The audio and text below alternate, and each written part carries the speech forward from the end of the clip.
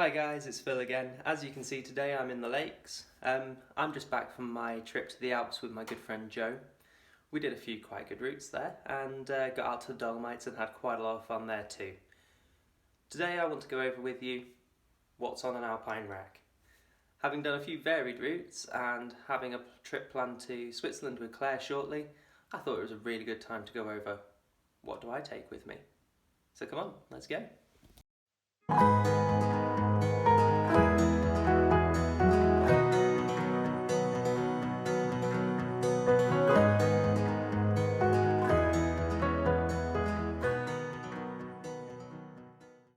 So before you even start putting your rack together, the first thing to do is research. You need to have a look at all the resources that you've got available. So go through the guidebooks, have a look at online resources like UKC, see what other people have used, go on YouTube.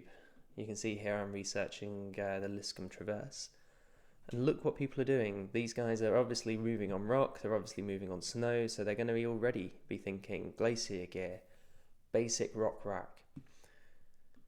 Go on the maps and actually see the terrain you're going to be going over. So here I'm on GeoAdmin website, and if I wanted to do Liscombe, I'm going to be going from the Refugio Quintessella up over glaciers and onto the ridge. Now there's evidently rocky parts of this ridge, but the ridge is mostly snow by the looks of it.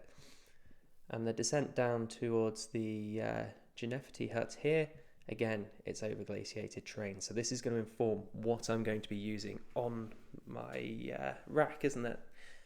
The other thing to say is that if I'm planning on doing this route, I've probably come from somewhere else, so I need to think about what are the routes around like. So on this particular trip, I'm going to be starting at the Breithorn and I'm going to be finishing on the Dorfspitze. Does that mean that I can just take a rack aimed at Liscombe? Of course not. I've got to think about all the routes in between. Now, just so happens that I'm probably going to be in the same rack for the whole route. But you need to think about these things before you even start putting your rack together.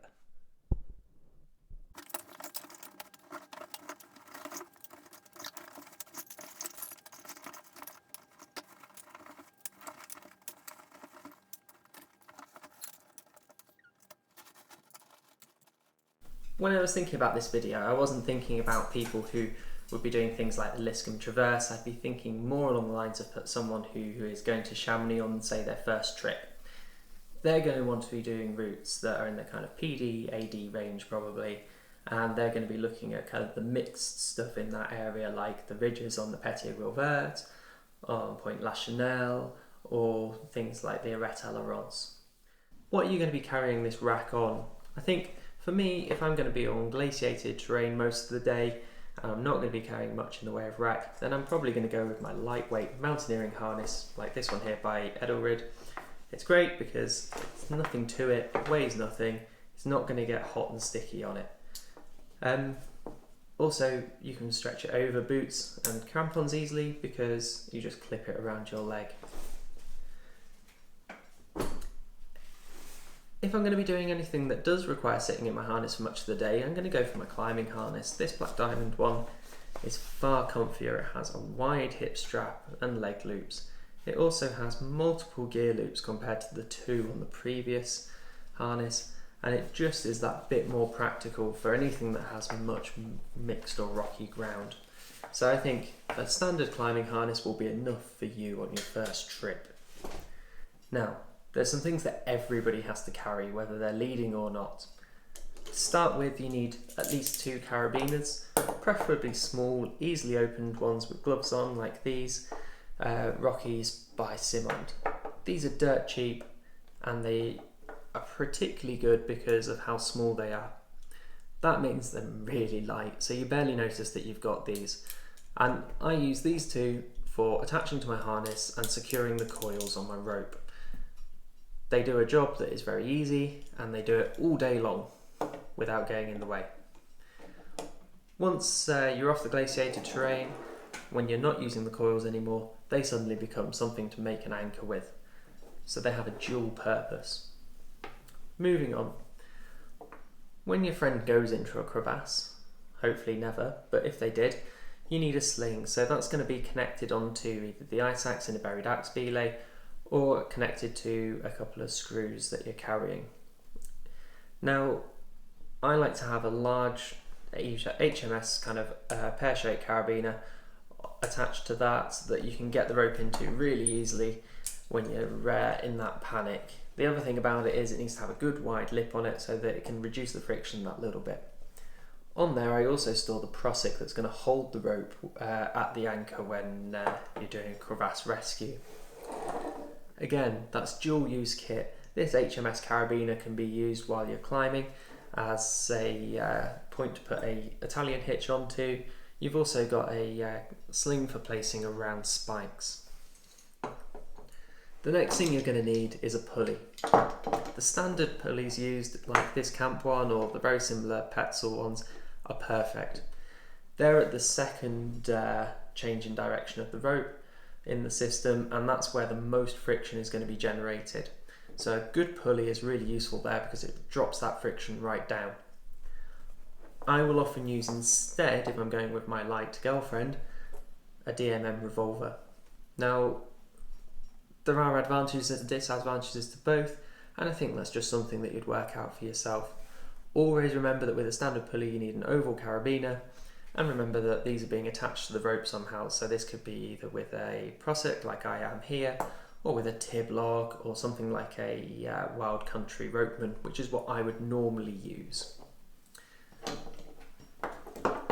The Revolver has the added benefit of being able to be used on rocky ground as a part of an extender, where it reduces friction again, so if you've got a really zigzagging line you can take out some of that friction from the rope.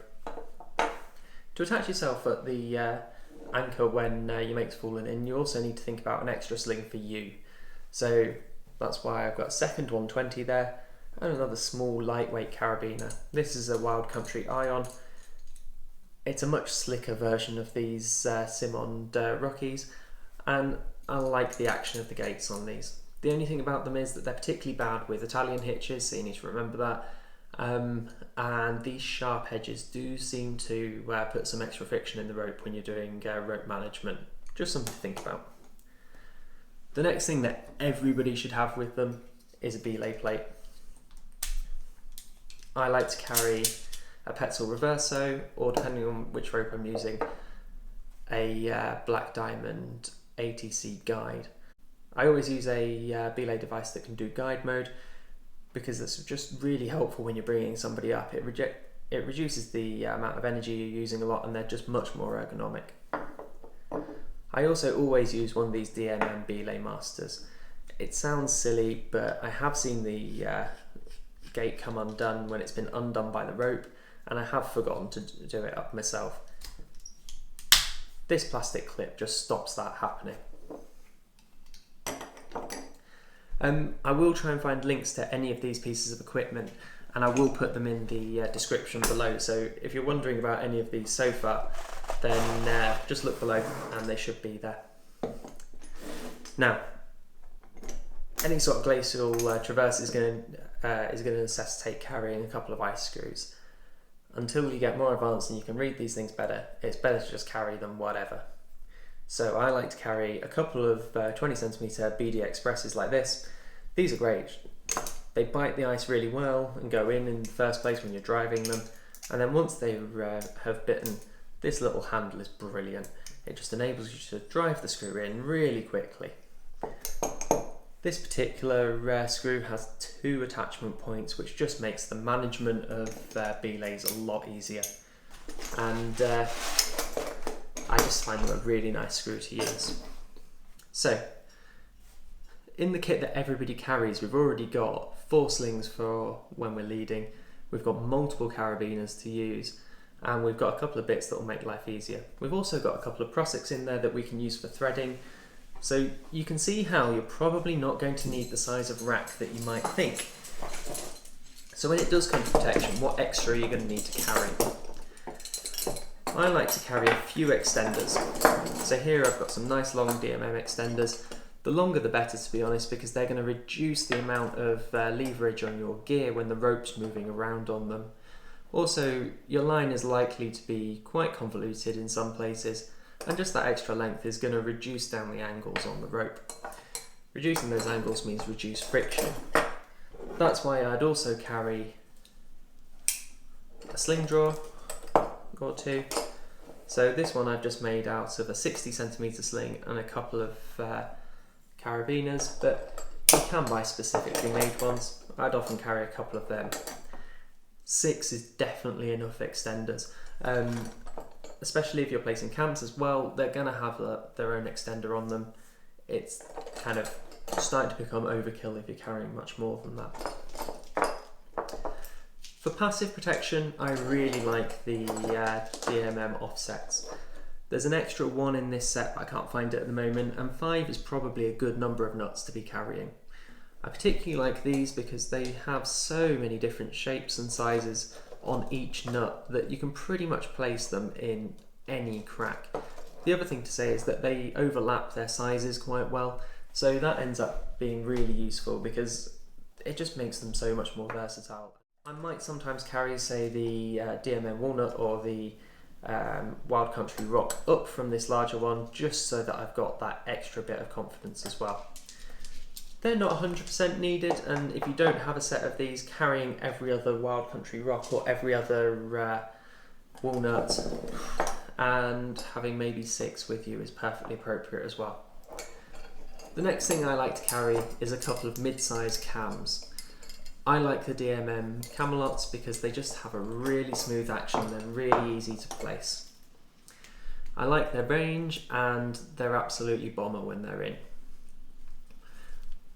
With an extra crab on the end, they're easy to rack and they can also just be their own piece of gear, they don't need extending.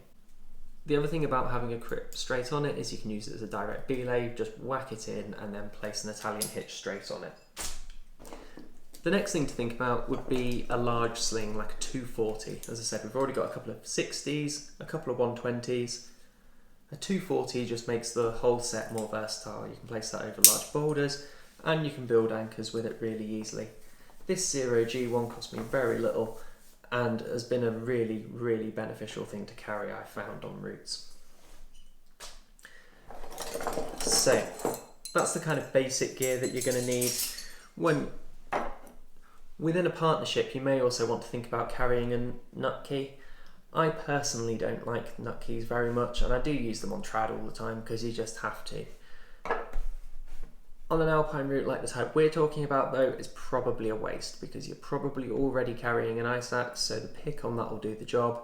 As you've seen, we're carrying very few bits of pro that are going to ever need this to remove them anyway, so this is starting to just look like wasted weight on our harness. Obviously, if you're doing a route that requires more rock protection, you're going to be thinking more towards using one of these purely out of convenience if it's needed. But before you put it on your rack, just have a think about it. You can usually identify the British people on a route because they've got one of these hanging off. Right guys, I hope you find that useful. Obviously, it really does depend on what you're going to be doing. If you're going to be on a mixed route in the Chamonix Valley, then a lot of what we've discussed is going to be quite helpful to you. If you're on an easy mixed route, few quick draws, few sling draws, a couple of slings, a small rack of nuts, a couple of cams, that's probably going to be doing you quite well. However, if you're on a hard north face, you're going to be carrying more ice screws, you're going to be potentially carrying more rock gear. If you're on just a glacial plod, you're just going to be worried about crevasse rescue. You might carry a couple of extra slings in case there's a bit of rock at the end of it. And then you think about things where it's going to be mostly rock routes, so the Aiguille de Lem, if you're in the Chamonix Valley for instance, you're probably not going to be needing crevasse gear there, are you? So it really does depend on what you're doing. Now, the thing for me to do next is go and enjoy the sun. I think I might have to go for a run. I'll catch you later, guys. What would you guys put on your alpine rack? Is there anything I've forgotten? Is there anything you would do differently? Is there anything that you think might make life easier? If so, comment below. That's how we can help other people and that's how we can all learn.